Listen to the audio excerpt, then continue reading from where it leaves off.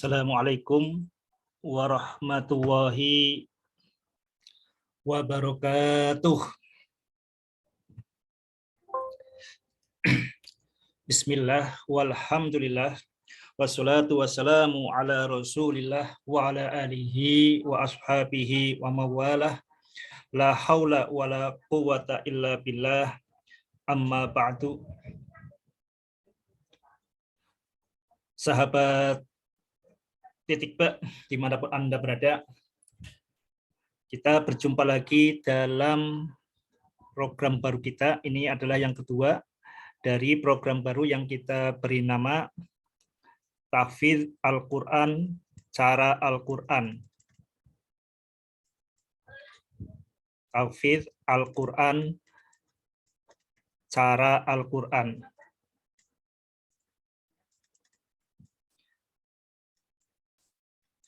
Bagian yang kedua. Hari ini kita episode yang kedua. Tahfidz Al-Quran, Cara Al-Quran. Ini adalah bentuk detail operasional dari Al-Quran, surat ke-25, surat Al-Ankabut, surat 25, surat Al-Furqan ya. Surat Al-Furqan ayat 32. Wa qala alladzina kafaru laula nuzila alaihil qur'anu jumlatan wahidah kadzalika linutsabbita bihi fuadaka wa rattalnahu tartila. Dan orang kafir bertanya-tanya mengapa Al-Qur'an tidak diturunkan sekaligus. Demikianlah dengan cara Al-Quran berangsur-angsur tidak sekaligus adalah untuk menguatkan hatimu, Nabi Muhammad, wahai Muhammad, dan untuk memfasihkan, untuk mentartilkan bacaanmu. Jadi tujuan dari Al-Quran turun berangsur-angsur itu berkaitan supaya terekam kuat, linusabbita bihi fuadaka, dengan cara berangsur-angsur, maka linusabbita bihi fuadaka,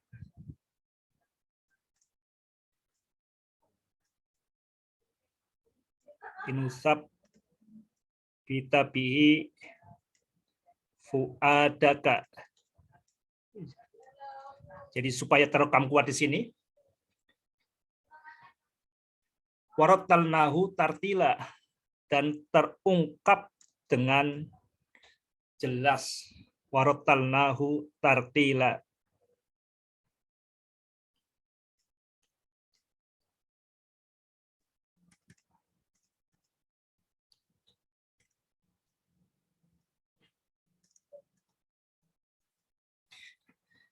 Jadi Al-Quran diturunkan selama 22 tahun lebih kepada Nabi Muhammad itu bukan karena keterpaksaan, bukan rencana B, rencana alternatif, tapi itu adalah planning, strategi dari Allah Subhanahu wa taala, sebuah rencana A yang tujuannya adalah linusabbita bihi fuadaka, agar terekam kuat dan mengokohkan diri Nabi Muhammad, hati Nabi Muhammad, dan setelah itu warattalnahu tartila, dan agar terungkap dengan jelas.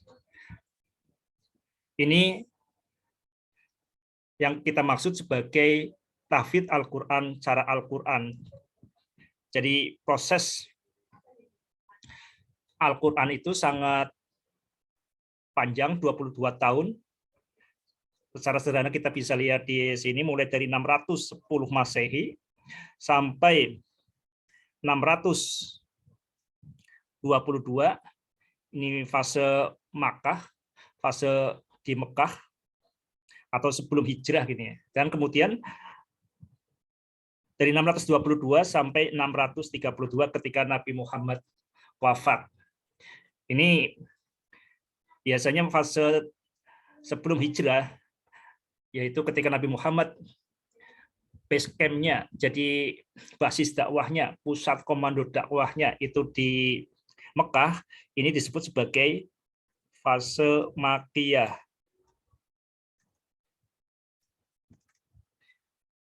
Ini ada 86 surat. Ada 86 surat di sini. Ada 86 surat. Sementara itu 10 tahun setelah hijrah, ini hijrah ya, itu kita sebut sebagai Madaniyah, surat yang turun di Madinah, kota yang awalnya bernama Yasrib, kota yang kemudian diubah menjadi Madinatun Nabi, kota Nabi. Madaniyah, surat yang turun di Madinah, atau surat yang ketika Nabi Muhammad memiliki pusat dakwah di Madinah. Jadi misalkan walaupun turunnya di Mekah, misalkan ketika Fathu Makkah, tapi ketika itu sudah hijrah, itu disebut sebagai surat Madaniyah. Ini secara umum seperti itu. Ya tentu berkaitan detail di kalangan ulama juga ada perbedaan pendapat. Di sini ada 28 surat.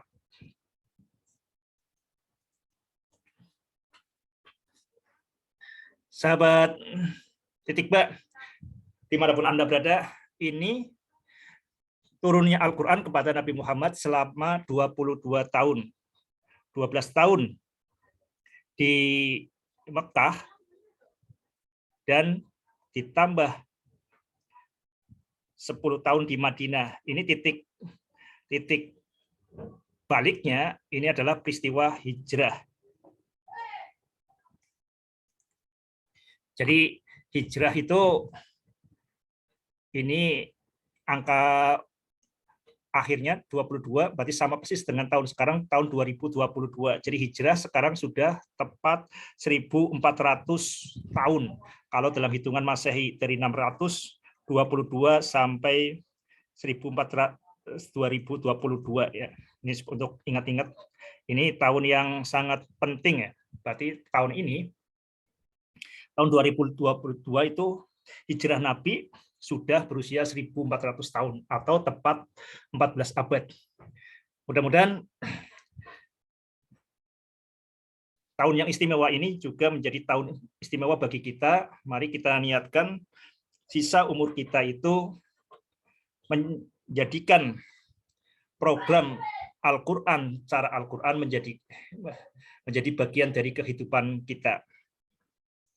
Ini memperjelas maksud tahfidz Al-Quran, cara Al-Quran. Jadi yang cara Al-Quran itu disebutkan tadi di sini adalah surat Al-Furqan. Al-Furqan ayat 32. Ini yang dimaksud sebagai cara Al-Quran. Cara Al-Quran itu adalah ini. Nah, ini secara teoretisnya, secara teorinya,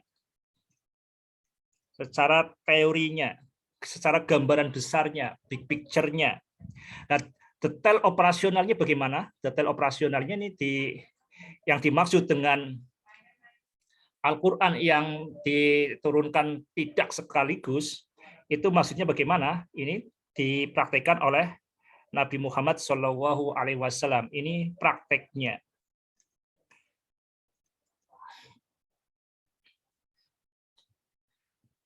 Sahabat Titik Ba, dimanapun Anda berada, ini supaya jelas yang dimaksud dengan kata cara Al-Quran berkaitan dengan tahfidz Al-Quran. Tentu kita tidak mungkin ya, juga tidak perlu secara letterlek, secara persis meniru seperti ini, karena setiap zaman adalah unik, setiap ruang adalah unik. Jadi masa hidup Nabi Muhammad berbeda dengan masa hidup kita. Tantangan kehidupan di zaman Nabi Muhammad beda dengan tantangan hidup kita. Tapi mudah-mudahan substansinya intinya ini bisa kita teladani, yaitu intinya adalah keberangsuran dengan tujuan linusabbita bihi fuadaka warotalnahu tartila. Ini praktik itu berarti hanya sebagai contoh ya, ini contoh. Jadi substansinya di sini. Jadi ini pola pengajaran yang sangat luar biasa dari Al-Quran. Ada teorinya, ada prakteknya. Dengan cara itu mudah-mudahan bisa lebih mudah kita pahami, bisa lebih mudah kita ikuti. Sahabat Titikba, dimanapun Anda berada, demikian sekilas tentang apa yang dimaksud cara Al-Quran dalam program kita, Tahfidz Al-Quran, cara Al-Quran. Mari kita masuk berkaitan dengan tema khusus kali ini, yaitu ayat yang hendak atau sedang saya hafalkan ya. Ini hanya sebagai contoh lagi sekaligus ya, ini sebagai contoh karena setiap orang itu memiliki getaran yang berbeda terhadap Al-Quran. Jadi tidak perlu ditiru secara plak ya. Jadi di Al-Quran itu ada 6.236 ayat.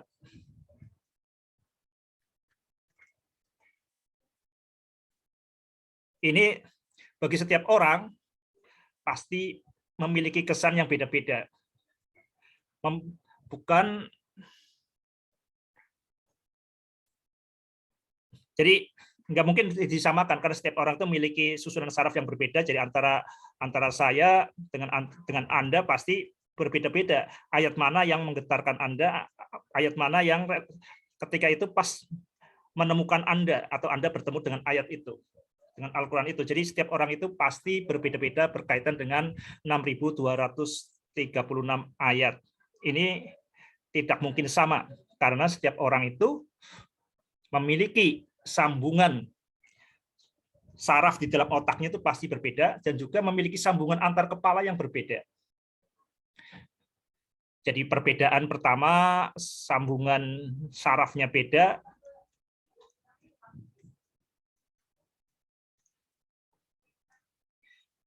Termasuk di dalamnya juga ini saraf secara umum ya. Saraf itu bukan hanya di otak, itu juga melekat di seluruh tubuh kita. Juga yang kedua itu sambungan antar kepala juga beda. Silaturahim kita beda. Kemudian yang ketiga, ruang waktunya beda. Saya di Tegal, sahabat di tempatnya masing-masing ya. Ruang waktu beda. Dan seterusnya begitu banyak perbedaan. Perbedaan ini pasti akan memunculkan kesan yang berbeda-beda pada 6.236 ayat. Ada yang mungkin saat ini sedang tertarik dengan ayat A. Si B hari ini bertemu dengan ayat C, dan seterusnya. Pasti berbeda-beda. Ini yang saya sampaikan berikut ini hanya contoh. Jadi beberapa hari terakhir saya sedang menghafalkan. Hati saya tergerak, dan kita biasakan jangan menyepelekan gerak hati kita. Jangan terbiasa ya menyepelekan atau mengabaikan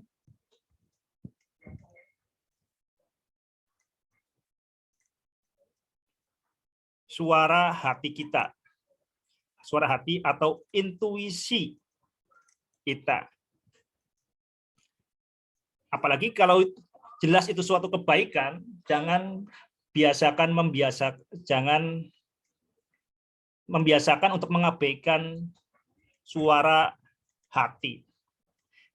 Ingat, suara hati itu tampaknya tuh muncul tiba-tiba.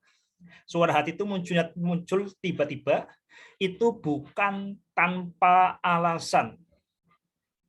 Jadi hal-hal yang tidak tahu yang kita tidak tahu alasannya, itu boleh jadi, bukan boleh jadi ya, itu dipastikan itu memiliki alasan yang sangat dalam berkaitan dengan diri kita.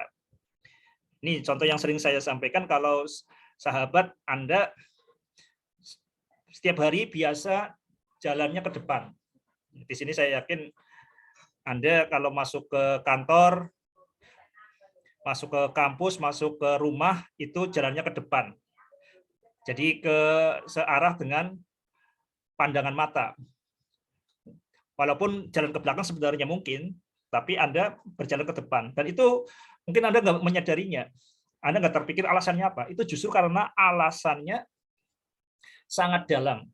Alasannya bisa berada di dalam DNA kita, di dalam inti sel kita, yang berada di dalam inti sel, atau berkaitan dengan masa lalu kita.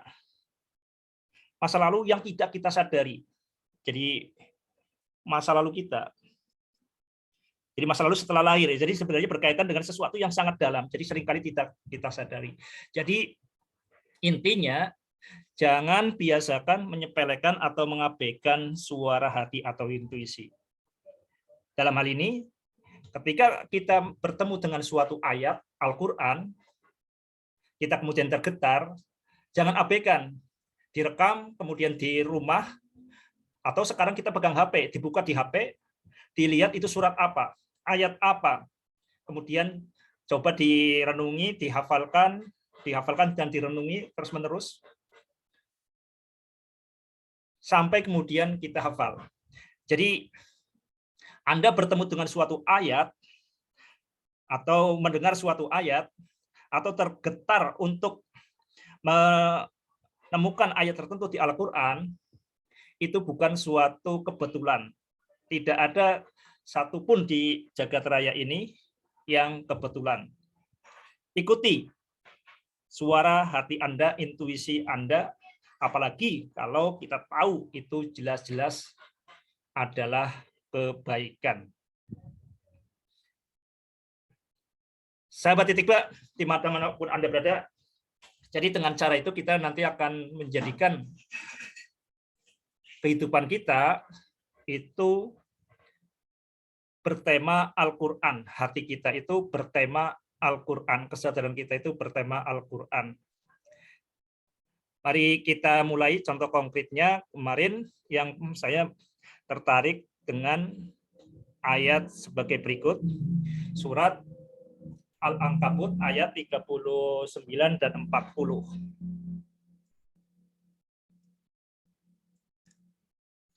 Al-Ankabut ya. Jadi Ankabut. Ini Al-Ankabut. Ini spider ya, laba-laba. Saya terpikir mungkin asal kata bahasa Indonesia itu kalang kabut dari sini. Kalang kabut. Kalang kabut ini kalau bahasa Arab itu artinya seperti lebah. Kalang kabut. Ini seperti lebah. Ya, di sini yang kemarin tertarik di hati saya, tergerak di hati saya itu untuk membaca Al-Ankabut ayat 39 dan 40. Mari kita mulai. A'udzubillahi minasyaitonirrajim. Bismillahirrahmanirrahim. Ini dari 39 dulu. Wa qaruna wa fir'auna wa hamana wa laqad ja'ahum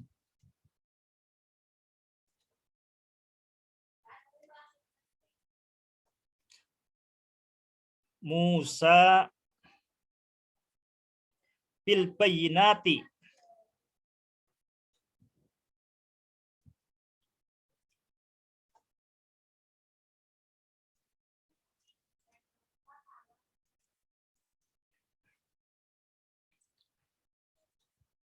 fastakbaru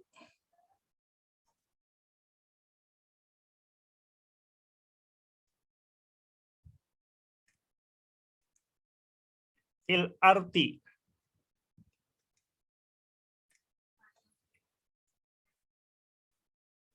Sahabat bisa ikut menyimak ya. Jadi menyimak di mushafnya.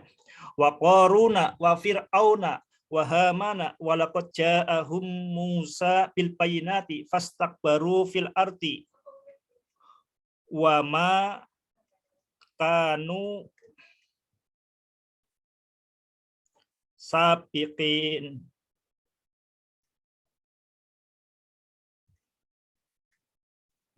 Nah, ini surat ke-40. Surat ayat ke-39 ya. Al-Ankabut itu surat ke-29. Ayat ke-39 ini adalah yang ini. Ini adalah yang ke-39.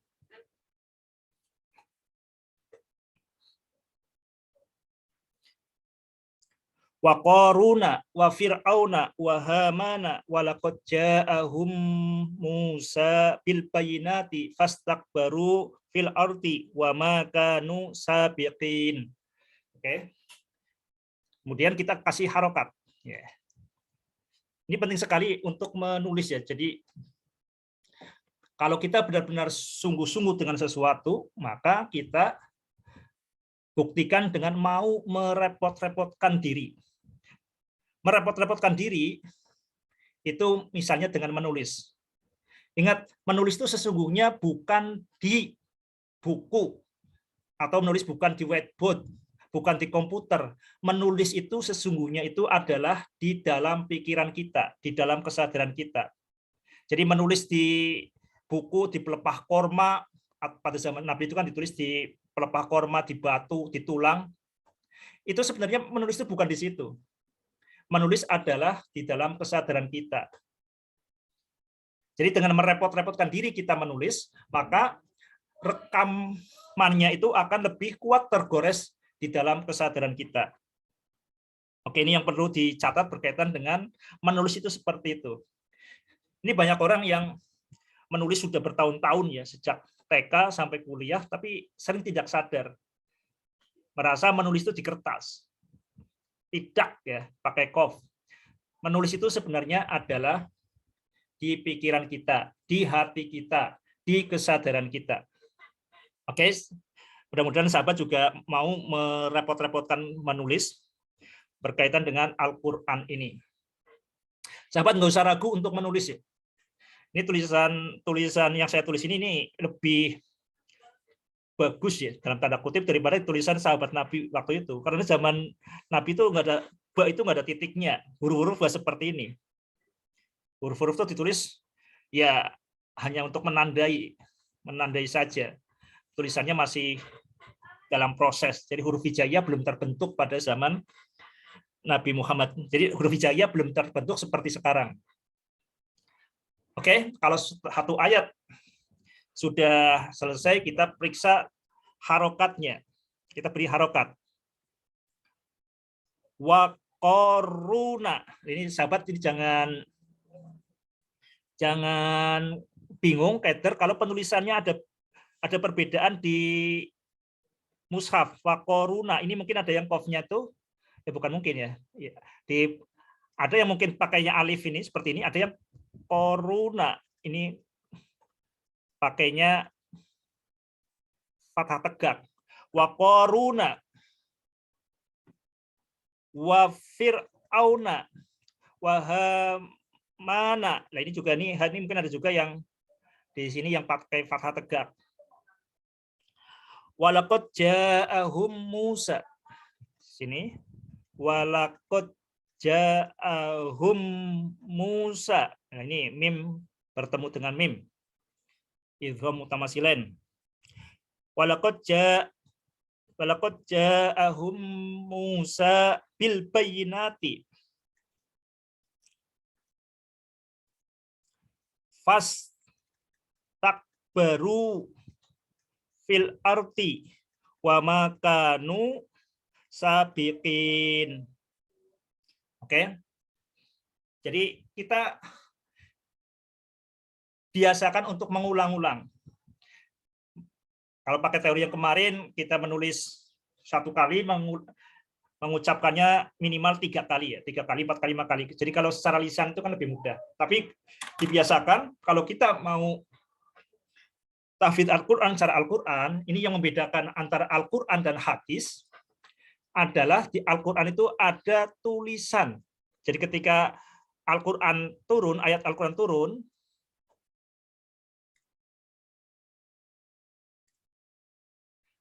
itu selalu ada tulisannya. Beda dengan hadis.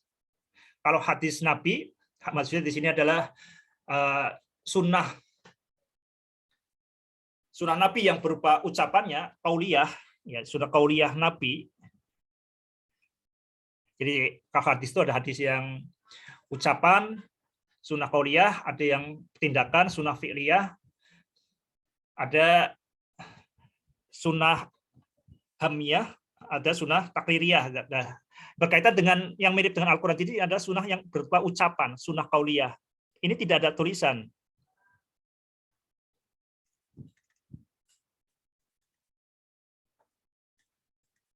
Ini tidak ada tulisan. Jadi kalau di sini ada tulisan, kalau di sini tidak ada tulisan. Secara umum, Nabi itu melarang untuk menuliskan hadis. Jadi ini hikmahnya ya supaya tidak tercampur dengan Al-Quran. Jadi kalau setiap Al-Quran itu pasti ada bukti untuk dituliskannya. Jadi Nabi meminta sahabatnya untuk menuliskan wahyu yang turun. Jadi ini dibiasakan bagi diri kita, ini sangat penting ya untuk mencatat tulisan, apalagi berkaitan dengan tulisan Al-Quran. Qayyidul ilma bil kitabah, ikatlah ilmu dengan tulisan. Ilmu di sini apalagi adalah ayat Al-Quran. Jadi kalau bisa, ini sangat bagus sekali kalau sahabat kemana-mana itu membawa kertas, dan kalau kemudian tiba-tiba bertemu dengan ayat Al-Quran dan sahabat tergetar, jangan sungkan-sungkan untuk menuliskannya. Entah itu dari orang lain, atau itu muncul dari pikiran sendiri, atau dari khotib Jumat, atau pas kebetulan melihat YouTube ada suatu ayat Al-Quran, untuk menuliskannya. Jangan sekedar membacanya saja. Karena, sekali lagi, yang membedakan Al-Quran dan hadis qauliyah pada zaman Nabi itu selalu pada Al-Quran itu ada tulisannya. Sahabat Titik Ba, dimanapun Anda berada, ini supaya lebih meyakinkan ya. Ini ada satu ayat yang dulu ketika pengumpulan naskah, ini sempat membuat kebingungan sahabat. Itu berkaitan dengan ayat terakhir dari surat At-Taubah. Laqad ja'akum rasulun min anfusikum azizun 'alaihi ma anittum harisun 'alaikum bil mu'minina raufur rahim fa in tawallaw faqul hasbiyallahu la ilaha illa huwa alaihi tawakkaltu wa huwa rabbul arsyil azim. Ini semua sahabat yang hafal atau sahabat-sahabat ya sahabat hafal begitu banyak sekali ya. Sahabat yang hafal ayat ini ya, karena Al-Qur'an itu 100% mutawatir ya, nggak cuma 1-2 orang yang hafal, semua hafal, tapi ini yang menjadi keberatan untuk dimasukkan itu belum ada bukti tertulisnya. Bukti tertulisnya ketika wahyu diturunkan itu apa? Laqad ja'akum rasulun min anfusikum ila akhirih. Ini bukti tertulisnya mana? Ini Zaid bin Tsabit ini masih bingung untuk menuliskannya, masih karena belum ada bukti tertulisnya.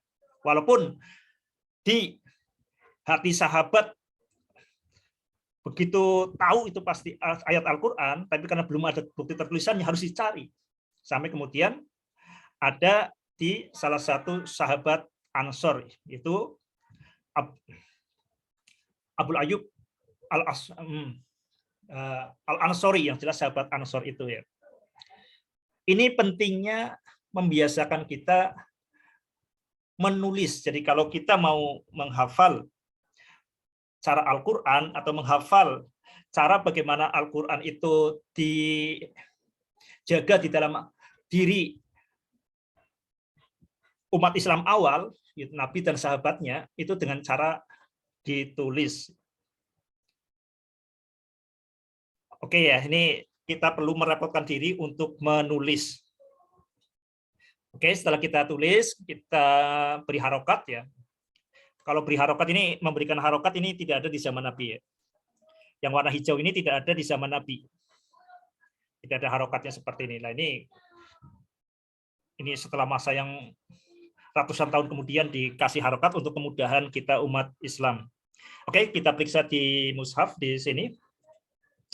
Wa qaruna wa fir'auna wa hamana wa laqad ja'ahum Musa bil bayyinati fastakbaru fil ardi wa ma kanu sabiqin. Nah, ini jadi sahabat yang terutama yang mungkin tidak mendalami bahasa Arab secara khusus, ini jangan kaitan ketika ada ini ya. Misalkan sabiqin ini seperti ini.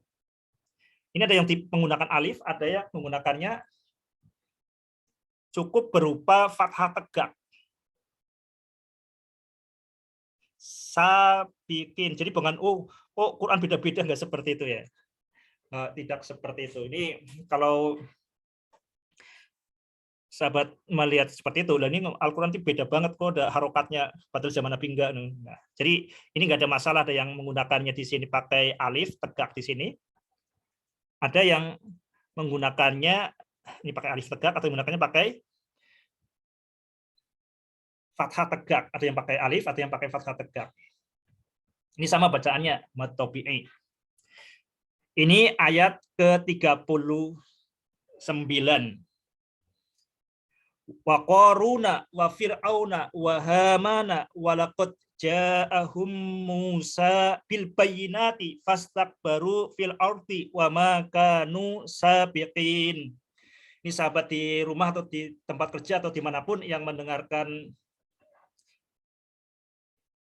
channel YouTube di Titik Official ini, jangan sekedar mendengarkan saja, tapi mudah-mudahan mau merepotkan diri untuk mencatat di kertas, mau merepotkan diri membuka mushaf, dan mau merepotkan diri untuk mengucapkannya.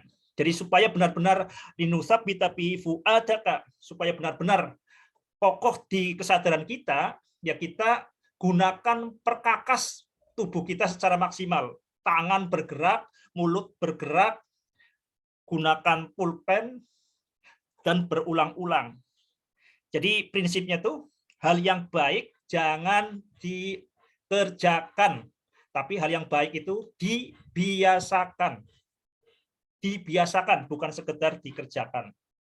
Yang sahabat yang mendengar dimanapun Anda berada, mudah-mudahan nawaitu bismillahirrahmanirrahim untuk mau merepotkan diri supaya Al-Quran benar-benar linusabbita bihi fuadaka, benar-benar mengokohkan kesadaran diri kita sebagaimana Al-Quran dulu mengokohkan fuad hati Nabi Muhammad Shallallahu Alaihi Wasallam.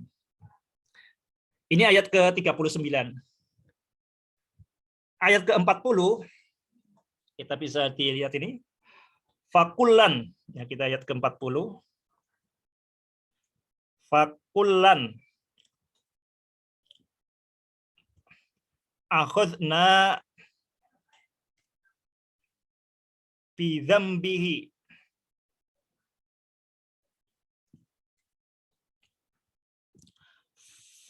faminhum man arsalna bihi hasiba. Di sini ya.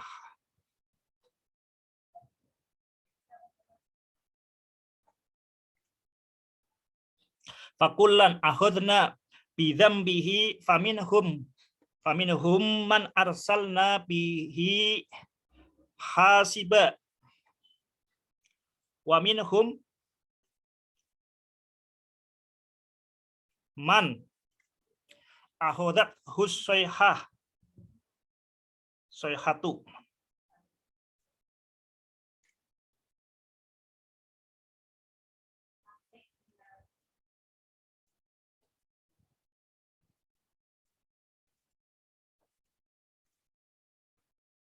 wa minhum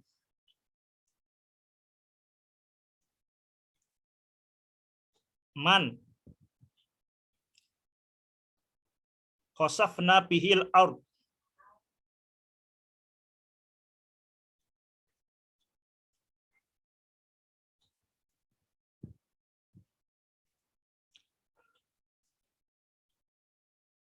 wa minhum man akhraqna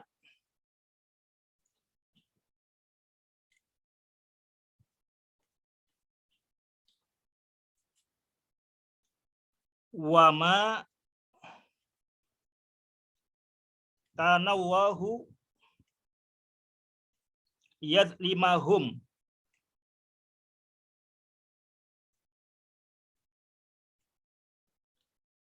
walakin kanu anfusahum yadlimun Oke,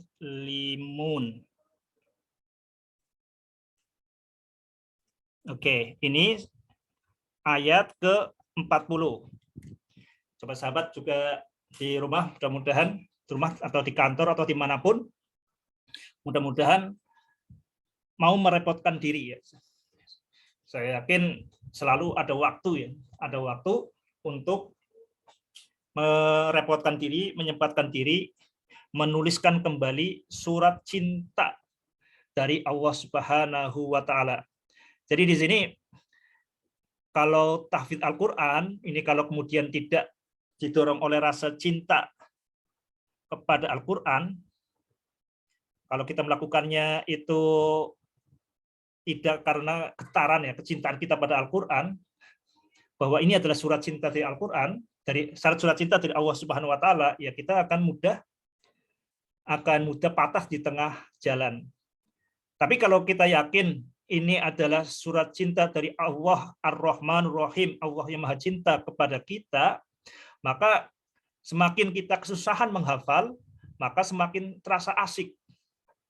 Jadi malah pengennya jangan cepat-cepat hafal. Jadi supaya bisa berulang-ulang. Ada kenikmatan sendiri ketika kita membacanya, menghafalnya kok tidak susah hafalnya.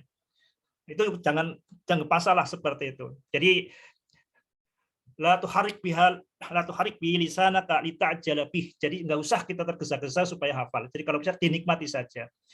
Hafal itu adalah bonus. Hafal ayat Al-Qur'an adalah bonus, yang penting kita adalah menikmatinya. Menikmatinya dengan tidak tergesa-gesa, mau merepotkan diri. Nah, insya Allah dengan seperti itu, maka linusabbita bihi fuadaka warattalnahu tartila.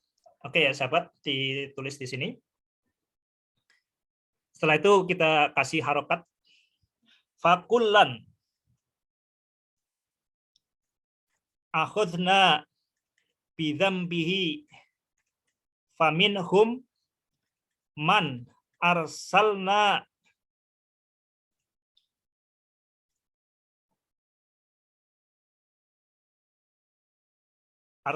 ini bukan ini ya, kayaknya di arsalna alaihi ya, arsal alaihi ya, arsalna alaihi ya,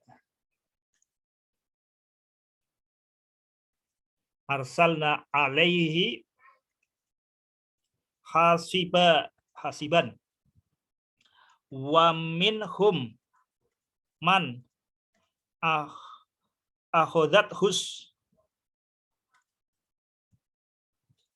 sayhatu wa minhum man khosafna bihil ard. Ini bagi sahabat yang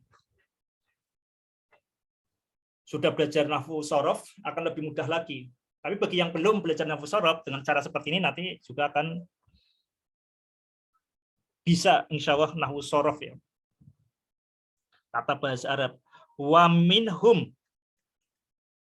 man akhraqna wa ma kana Allahu liyadlimahum walakin kanu anfusahum yadlimun. Ya. Sekarang kita coba dicek. Fakullan ahodna bidzambihi. Ya, betul. Faminhum man arsalna alaihi hasiba. Faminhum man arsalna alaihi hasiba. Wa minhum man ahadathu sayhatu wa minhum man ahadathu sayhatu wa minhum man khasafna bihil arda wa minhum man khasafna bihil arda wa minhum man ahraqna wa minhum man ahraqna wa ma kana Allahu liyadlimahum walakin kanu anfusahum yadlimun. Jadi di sini ada sesuatu yang menarik polanya di sini. Wa ma kana sabiqin, di sini ada wa ma kana sabiqin, di sini walakin kanu anfusahum yadlimun, dan ada di sini wa ma kana Allahu liyadlimahum. Ini pola yang menarik ya, pola menarik. Jadi membaca Al-Quran itu mengasah kepekaan kita pada ayat-ayat Allah. Bukan hanya nanti manfaatnya, bukan hanya ketika kita membaca Al-Quran saja kita peka, tapi juga nanti kita peka membaca ayat-ayat Allah yang berupa alam semesta, yang berupa diri manusia, kehidupan manusia. Oke, ini yang hendak saya sampaikan. Jadi ini dua ayat ini mudah-mudahan karena sahabat mendengar ayat ini, mudah-mudahan sahabat juga mau merepotkan diri, membuka mushaf, mengecek, dan syukur kalau kemudian berkenan membacanya dengan penuh perenungan. Kalau kita membaca perenungan dan secara cermat, ya boleh dikatakan secara alamiah, kita nanti akan hafal, akan terekam kuat. Mari kita lanjutkan di tahap berikutnya. Sahabat Titikba, dimanapun Anda berada, kita tahu ada 3 hal yang kita anggap sebagai detail operasional tahfidz Al-Quran secara Al-Quran. Yang pertama berkaitan dengan konteks. Ini konteks pribadi ya. Kemudian nanti berkaitan dengan teksnya, dengan lafadznya, kali ini dengan sababnya, bikhususi sabab. Ini berkaitan dengan sababnya. Ini dengan lafadznya, al-lafdhu, ini as-sababu. Ini al-lafdhu. Dan yang terakhir nanti berkaitan dengan tadabbur Al-Quran, dengan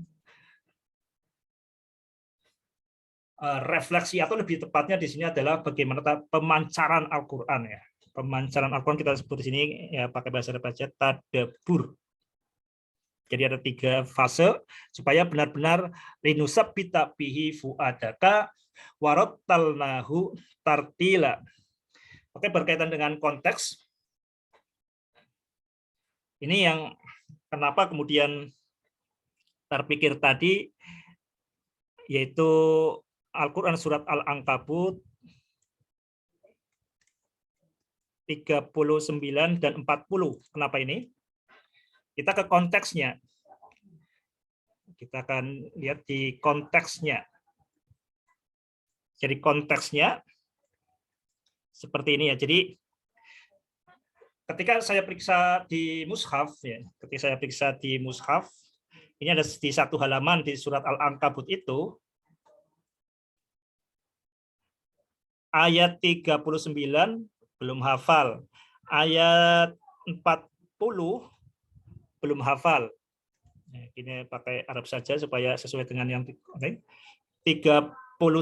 belum hafal, 40 belum hafal, 41 sampai 44 waktu itu yang sedang dihafalkan, dan 45 ternyata sudah hafal. Jadi awalnya saya sedang menghafalkan ini. Masalul ladzina takhadhu min dunillahi awliya'a kamasalil ankabut ittakhadhat baita wa inna auhanal buyuti labaitul ankabut law kanu ya'lamun wallahu ya'lamu ma tad'una min dunihi min syai' wa huwal azizul hakim. Wa tilkal amsalu nadribuha linnas wa ma yaqiluha illal alimun. Kemudian khalaqallahu samawati wal arda bil haqq inna fi dzalika laayatal lil mu'minin. Ini sedang saya hafal. Ternyata ayat 40 sudah pernah hafal juga. Utlu ma uhiya ilaika minal kitabi wa qimis shalah innas sholata tanha 'anil fahsya'i wal munkar wala dzikrullahi akbar wallahu ya'lamu ma tasna'un. Sudah hafal di sini. Maka kemudian muncul di getaran hati, suara hati, intuisi. Mengapa tidak sekalian satu halaman ini? Ini satu halaman ini. Ini pola pikir yang alamiah ya, program yang sudah dipasang oleh Allah Subhanahu wa taala itu, ada kecenderungan kita itu untuk melengkapi.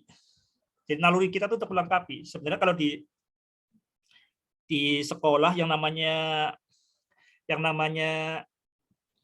soal itu kan hanya berkaitan dengan pembiasaan naluri melengkapi. Misalkan Presiden Indonesia adalah, nah ini pernyataan yang nggak lengkap, yang belum lengkap. Maka di hati kita, pikiran kita yang masih peka, kalau mau memperhatikan ini ya naluri kita akan ingin menjawab di sini, Jokowi.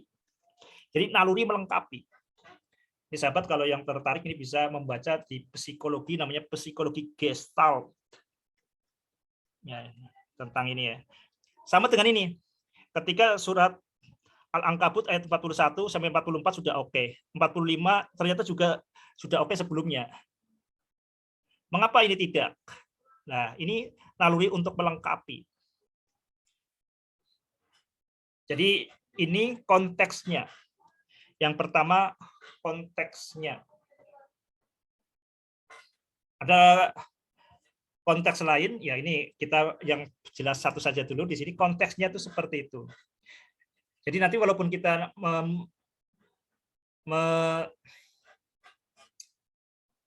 hafalkan Al-Quran secara random, tapi nanti ada saatnya untuk merapikannya, dan itu yang dilakukan juga oleh Nabi Muhammad SAW. Jadi urutan Al-Quran yang kita baca dalam mushaf itu berbeda dengan urutan kronologis.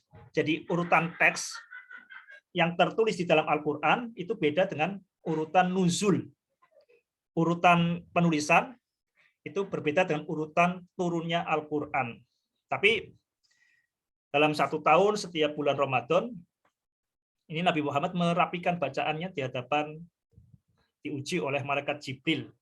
Jadi kita nanti walaupun menghafalnya secara acak, ya kita bukan secara acak ya, ini di mana hati kita bergerak, kita di saat tertentu kita perlu merapikannya. Dan kita sebenarnya nanti secara alamiah akan seperti itu. Kalau kita kemudian membaca Al-Quran, kita sudah hafal ini ya naluri atau fitrah gestalt kita, psikologi kita untuk melengkapi. Ini menyebabkan nanti walaupun ayat itu munculnya tidak terduga, itu nanti akan tertata. Jadi kita dari yang tak terduga nanti tertata. Kalau yang berkaitan dengan nuzuli, jadi Al-Quran nuzuli yang berkaitan dengan turunnya Al-Quran, ini tak terduga setiap ayatnya. Tapi kemudian setelah jadi mushaf, itu tertata. Jadi ini kita polanya seperti itu. Ini berkaitan dengan konteksnya. Setelah berkaitan dengan konteksnya, sekarang kita yang kedua adalah berkaitan dengan kontennya. Yang kedua ini yang pertama, ini yang kedua berkaitan dengan kontennya. Sahabat Titik B, dimanapun Anda berada, ini ayat yang sangat menarik. Kita baca lagi di Al-Quran, surat Al-Ankabut, surat 29, ayat 39 dan 40. Ini bagi yang sudah hafal, nggak usah membuka mushaf. Bagi yang belum, bisa membuka mushaf.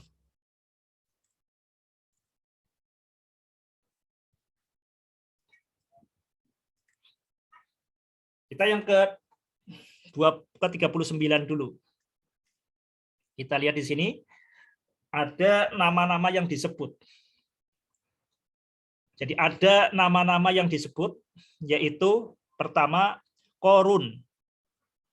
Koruna. Kemudian ada nama yang disebut Fir'auna. Ada yang disebut Hamana. Ada Korun, ada Fir'aun, ada Haman. Ini nama-nama yang disebut di Al-Quran tidak hanya satu kali. Sahabat bisa periksa di HP Anda, tanya ke Google, Korun ini tersebut di dalam Al-Quran itu sebanyak 4 kali. Haman sebanyak 6 kali. Jumlahnya 10 ini. Fir'aun sebanyak 74 kali. Jadi Korun ini adalah konglomerat yang terbesar dan terdekat dengan Fir'aun. Fir'aun ini penguasa.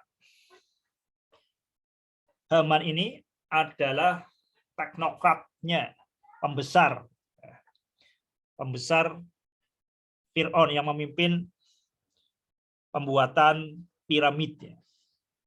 Wa Koruna, wa Fir'auna, wa Hamana. Nah ini disebutkan di dalam Al-Quran, kemudian dikontraskan dengan sosok yang namanya Musa. Walaqad ja'ahum Musa bil bayyinati. Jadi di sini kemudian muncul Nabi Musa. Walaqad ja'ahum Musa bil bayyinati. Jadi Musa bukan tangan kosong, tapi Musa bil bayyinati. Nabi Musa dengan pembawa Taurat dan kemudian dilengkapi juga dengan mukjizatnya. Walaqad ja'ahum Musa bil bayyinati.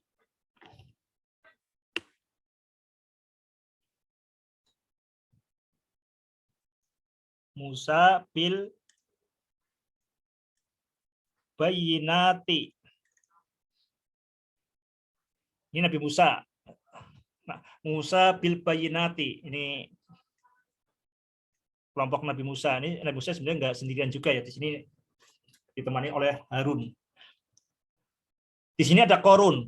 Wa Koruna, wa Fir'auna, wa Haman. Ini di satu sisi ada Korun. Kemudian, nggak, ini kan sumber masalah ini. Ini adalah masalah. Ini ada problem ini. Ini sumber problemnya 3 orang ini. Kemudian datanglah solusi, yaitu Musa bil bayyinati. Tapi apa yang terjadi? Yang terjadi adalah fastakbaru fil ard. mereka takabur. Fastak baru fil ard. Jadi yang si Korun, konglomerat, Fir'aun, penguasa puncak, dan Haman, seorang teknokrat ini ya, pemikirnya di sini. Itu sombong, fastakbaru fil ard. Apa yang terjadi? Yang terjadi berikutnya adalah karena ini ada Nabi Musa membawa pesan dari Allah yang sangat nyata, kemudian ini ingkar, takabur, maka konklusinya adalah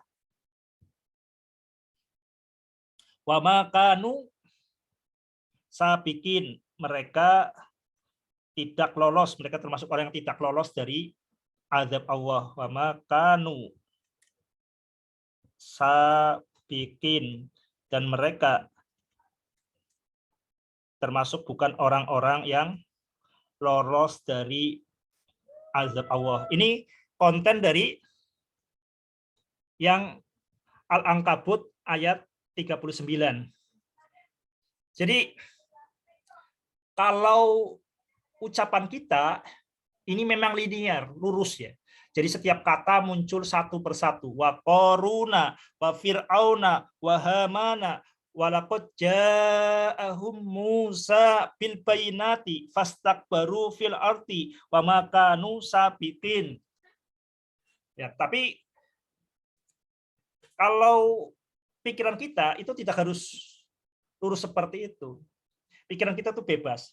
Dan pikiran kita tuh paling kuat itu dengan cara visual. Makanya kita visualis seperti ini, maka yang konten atau lafaz dari Al-Ankabut ayat 39 ini akan lebih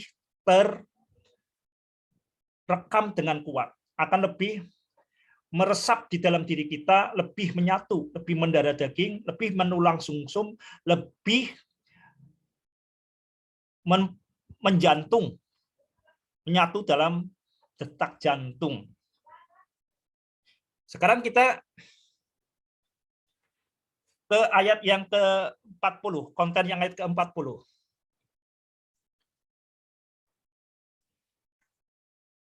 Fakullan akhadna bidzambihi. Dan setiap mereka itu menerima sesuai dengan kesalahan mereka. Fakullan akhadna bidzambihi. Nah, di sini fakullan akhadna bidzambihi. Setiap mereka ada Fir'aun, ada Korun, ada Haman, dan sebenarnya di ayat sebelumnya lagi, di halaman sebelumnya itu disebutkan ada beberapa nabi yang lain. Nabi yang lain yang didurhakai oleh umatnya masing-masing. Fakullan akhadna bidzambihi, maka setiap pembangkang itu mendapatkan bencana di dunia itu sesuai dengan dosa-dosanya. Apa saja bentuknya? Yang pertama, faminhum man arsalna alaihi hasiba. Nah, kita tulis yang pembedanya di sini, faminhum man arsalna alaihi hasiba sod. Ini yang pertama. Yang kedua, wa minhum man ahodathu sayhatu. Jadi yang pertama adalah yang Allah kemudian mengirimkan kepada mereka itu hujan kerikil. Nah, hujan kerikil. Jadi ini serangan udara. Ini lewat serangan udara. Wa minhum man ahodathu sayhatu. Yang mendapatkannya itu ahodathu, dia mendapatkannya as-sayhatu, suara menggelegar, guntur ya, sayhatu. Ini berarti berupa gelombang yang tidak kelihatan. Kayak gelombang suara. Yang ketiga, wa minhum man khosafna bihi al-ard, man khosafna bil ard. Khosafna bihil ard. Ini berarti darat ya. Dan yang keempat, wa minhum man akhraqna, ditenggelamkan.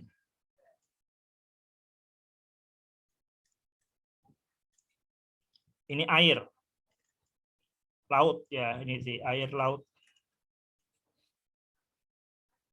Jadi bentuknya itu beda-beda. Fakullan akhadna bidzambihi faminhum man arsalna alaihi hasiba wa minhum man akhadathu sayhatu wa minhum man khasafna bihil ard wa minhum man akhraqna. Jadi sini kemudian dirangkum. Jadi rangkuman dari ini adalah wakanawahu di sini. Wakanawahu. Ini penafian, penolakan, negasi. Wakanawahu liyad limahum. Ini berarti bentuknya adalah kalimat negatif. Nafi.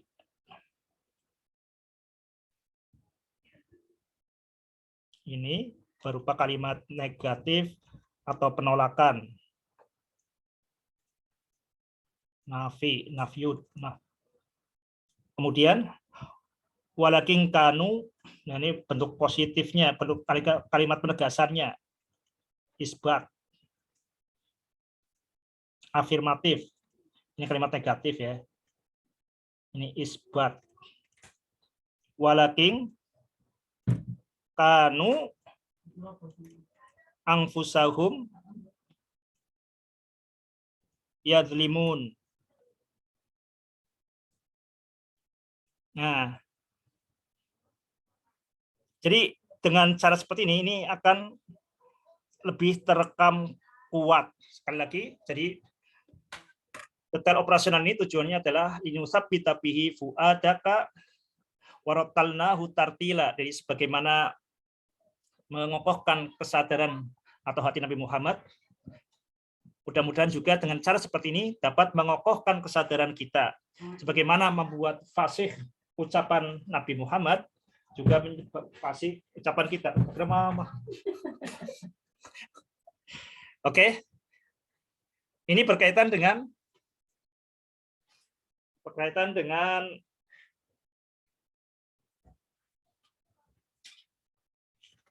konten ya. Sekarang kita masuk ke bagian yang terakhir adalah berkaitan dengan tadaburnya. Sahabat titik B, dimanapun Anda berada, karena kalau kita tadaburnya, kita menggunakan perspektif titik B lebih jelas. Bagian yang terakhir adalah berkaitan dengan tadabur. Tadabur Al-Quran.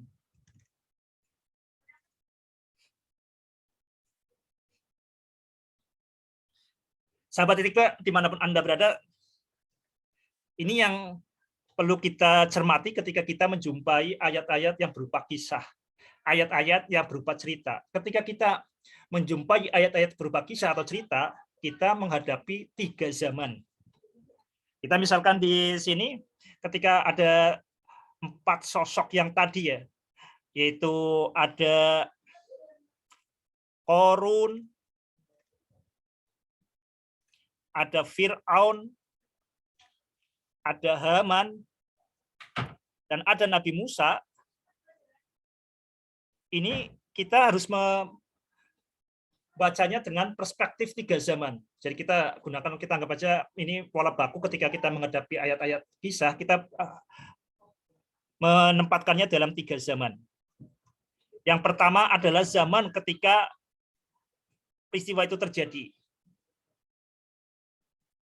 Yaitu dalam hal ini cerita Korun, Fir'aun dan Haman, Nabi Musa, ini terjadi sekitar ini menurut perkiraannya karena tidak ada catatan sejarah yang jelas, sekitar 1500 sampai 1200 sebelum Masehi. Ini berkaitan dengan masa lalu. Jadi bukan hanya sekedar masa lalu, tapi masa lalu, masa lalu. Ya. Jadi ini 6 harokat. Ini berkaitan dengan masa lalu. Ya. Yang kedua, ini berkaitan ketika zaman Nabi Muhammad, zaman ketika Al-Quran itu diturunkan. Jadi ini ketika peristiwa terjadi, ini ketika berita diungkapkan, yaitu pada zaman Nabi Muhammad, 610 sampai 632 Masehi. Ini tentang berarti masa lalu. Ini masa lalu. Sekarang kita juga harus menempatkannya pada zaman sekarang, yaitu era saat ini. Ini pola pikir 3 zaman, kita harus bisa menempatkannya bagaimana Al-Quran itu yang ceritanya tentang masa lalu itu bermanfaat pada zaman sahabat Nabi. Dan di sini ini manfaatnya pada bagaimana manfaatnya pada zaman Nabi, berarti menempatkan masa lalu sebagai sinar pada zaman Nabi. Dan berikutnya yang kita lakukan itu bagaimana bukan hanya bermanfaat pada zaman Nabi, tapi juga bermanfaat bagi diri kita. Ini ada 2 proses ya. Jadi kita menempatkannya ini sebagai ini di dalam perspektif Nabi Muhammad, zamannya Nabi Muhammad. Kemudian bagaimana setelah di zaman Nabi Muhammad di dalam perspektif kita. Atau mungkin kita bisa langsung dari seperti ini. Dari kisah-kisah Nabi Musa, kita langsung tempatkan ke dalam diri kita. Ini ada kemungkinannya. Jadi perspektif 3 zaman. Setiap kita menghadapi ayat-ayat cerita, ayat-ayat kisah, kita akan menggunakannya dengan perspektif 3 zaman.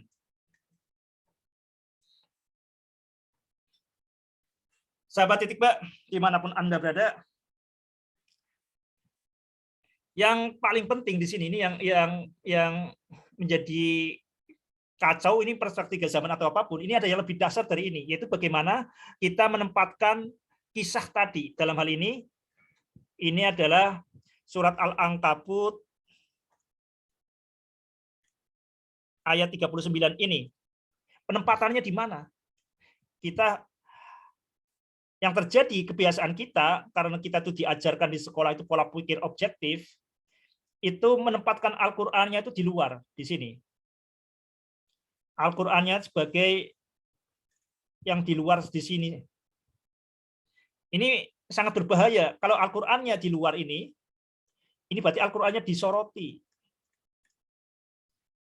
Ini kan diri, kita lihat di perspektifnya kan ini ya. Ini namanya dunia, ini diri. Al-Quran itu jangan disoroti. Al-Quran itu harusnya menyoroti. Maka Al-Quran itu harus ditempatkan di sini. Jadi bukan di sini, tapi di sini. Jadi Al-Quran itu menyoroti, bukan disoroti. Jadi cara membaca Al-Quran itu bukan objektif, tapi suprasubjektif ya. Bagaimana Al-Quran itu menyoroti diri kita sehingga kita menghadapi dunia dengan kondisi terang benderang, kita tercerahkan. Jadi ini penempatan pertama di Al-Quran. Jadi prakteknya ketika kita membaca Al-Quran, ini jangan membayangkan ini Al-Quran ini misalkan cerita tentang Korun, tentang Fir'aun dan Haman, ini tentang masa lalu. Bukan seperti itu. Kalau kita membayangkannya tentang masa lalu di sana, ya kita akan menyorotinya, ini kapan terjadinya, bagaimana terjadinya. Tidak seperti itu. Al-Quran itu kita tempatkan lebih dalam dari diri kita. Jadi bagaimana kisah-kisah Korun, Fir'aun, Haman ini bermanfaat bagi diri kita saat ini.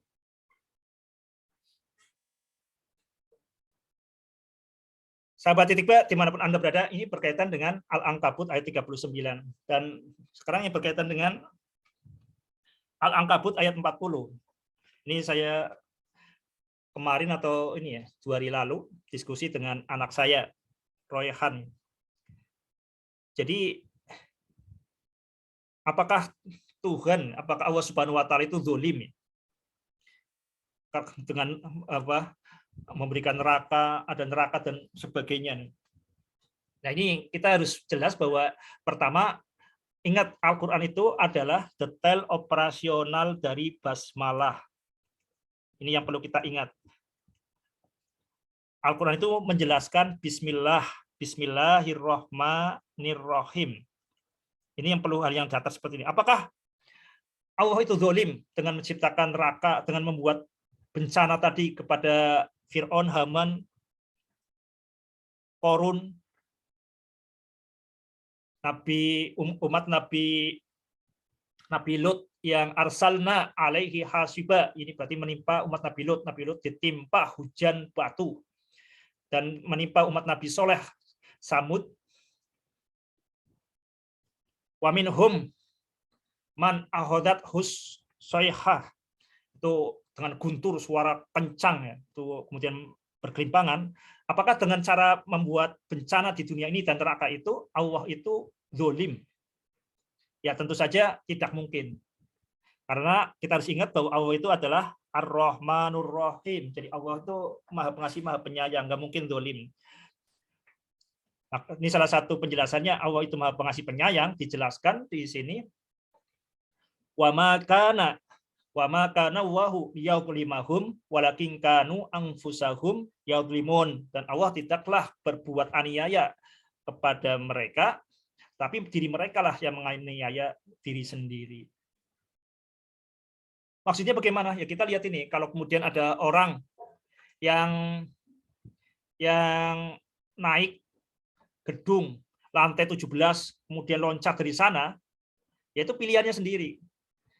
Jadi kemudian Allah Subhanahu wa Ta'ala melalui gaya gravitasi ya, atau istilahnya Isaac Newton, atau melalui tarikan bumi, kemudian akhirnya orang itu mati, yaitu bukan karena Allah itu zalim pada hambanya, tapi hambanya sendiri yang kemudian mendolimi diri sendiri dengan naik ke lantai 17 kemudian loncat, itu mendolimi diri sendiri. Kemudian bencana yang diberikan Allah, yaitu kemudian dia hancur tulang-tulangnya, itu bukan karena Allah zalim, tapi karena mereka mendolimi diri sendiri. Jadi nggak mungkin kita kemudian menganggap gravitasi itu zalim. Nggak ada orang betul gravitasi zalim disalahkan. Ya tentu yang membuat gravitasi yaitu Allah Subhanahu wa Ta'ala, ya tidak mungkin zalim. Wa ma kana Allahu liyadhlimahum walakin kanu anfusahum yadhlimun. Pertanyaan berikutnya dari anak saya Muhammad Royhan. Berarti apakah manusia itu punya pilihan? Ya tentu manusia itu punya pilihan. Jadi manusia itu seperti dihadapkan pilihan ganda, multiple choice. Di pilihan ganda atau multiple choice, jadi kita selalu dihadapkan dengan pilihan ganda atau multiple choice. Kita berhak memilih multiple choice. Berhak memilih, kalau di SD ini pakai ABC saja. Kalau SMP sampai D, di SMA sampai E. Kita boleh memilih, tapi pilihan yang benar adalah pilihan yang sesuai dengan kehendak Allah Subhanahu wa Ta'ala. Kita bebas memilih, tapi pilihan yang benar adalah yang sesuai dengan kehendak Allah Subhanahu wa Ta'ala. Wa ma kana Allahu liyadhlimahum walakin kanu anfusahum yadhlimun. Demikian yang bisa saya sampaikan, mudah-mudahan bermanfaat. Ya ayyuhalladzina amanu taqullaha wa qulu qawlan sadida yuslih lakum a'malakum wa yaghfir lakum dzunubakum wa may yuti'llaha wa rasulahu faqad faza fawzan 'azima. Wassalamualaikum warahmatullahi wabarakatuh.